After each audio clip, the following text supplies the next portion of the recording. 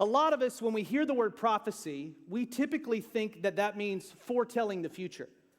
So if somebody makes a prophecy, that means that they've made some sort of definitive statement about the future, but that's not really true. Think of this statistic. Did you know that less than 2% of all Old Testament prophecies are messianic? It just means that less than 2% of the prophecies in the Old Testament are about a future Messiah. Less than 5% of Old Testament prophecies are about a future covenant. And less than 1% of all biblical prophecies have yet to be fulfilled. So 99% of prophecies in your Bible have already come to pass. There's just less than 1% that we're still waiting on the Lord to fulfill.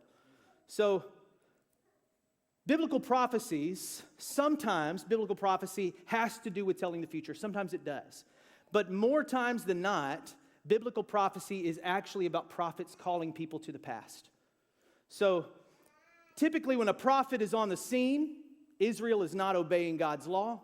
And so God would send prophets as kind of covenant enforcement mediators. And the prophets would call people back to the law. You need to live like the law.